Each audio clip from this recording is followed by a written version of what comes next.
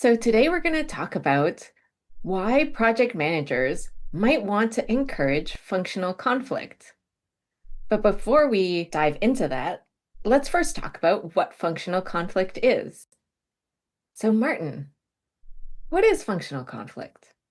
Thank you, Natalie. Yeah, functional conflict is conflict that we do first and foremost on purpose. So instead of having conflict just appear, it's us going out and seeking conflict from a project we're working on. And we want to seek out functional conflict because we know, and I'm sure all of our listeners will know, that dysfunctional conflict exists. It's out there, it's there right now. Where if we actually use functional conflict, we're going into the teams and the space and asking what are the things that aren't working for individuals and or parts of the project so that we can bring some heat and light to that and make it functionally better. Nice. So it sounds like we're trying to construct a space that might be safe and where there's trust. Yeah, beautiful. A lot of places, if I go into a workspace and say, hey, what's going wrong around here? Or hey, who's the person causing the most conflict around here? If everyone's safe, everyone knows where they're pointing. But the reality is, will people tell you the truth?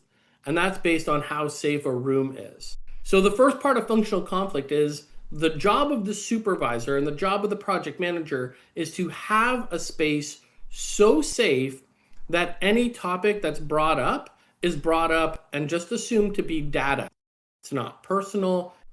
So it sounds like you're saying that we are trying to be objective about the conflict, where we're really making it more about facts and ideas and not so much about people. Yeah, it starts with a couple of basics. So let's start with number one, which is the assumption of positive intent. That everybody who's having this conversation comes at this conversation with the simple idea that everyone in this room is doing their best and everyone in this room is seeking the best possible outcome. Okay, so it is trying to be constructive and focusing on goals together rather than trying to compete with each other to get to a solution, and also trying to have some mutual empathy where we're trying to get where each other are coming from. Yeah, it is a foregone conclusion that non functional conflict exists in all workspaces. I'll guarantee you on every project, on every site, someone is practicing the art of gossip. Gossip is a form of non functional conflict because not everyone's being heard and not everyone's feeling safe. We can also have the assumption of malice. That person's doing this because they want the promotion and they want to make sure I'm sabotaged so that I don't get the promotion.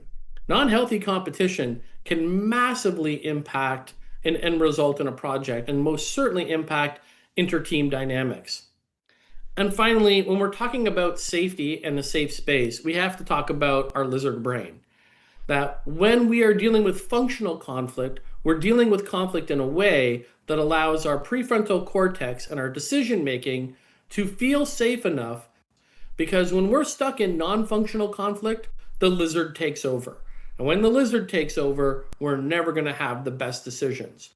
Right. And I guess the issue with the lizard brain coming and taking over is that people get in a mode of running, hiding, or fighting. That's not a good way to accomplish a project together. When we talk about in the future videos in the series how people can work towards functional conflict and what the benefits of functional conflict are, one thing I want to highlight is that we don't have to be perfect. There is a sliding scale of function, and so let's just try to be a little bit better this time, a little bit better next time, and pretty soon we'll have really high performing teams.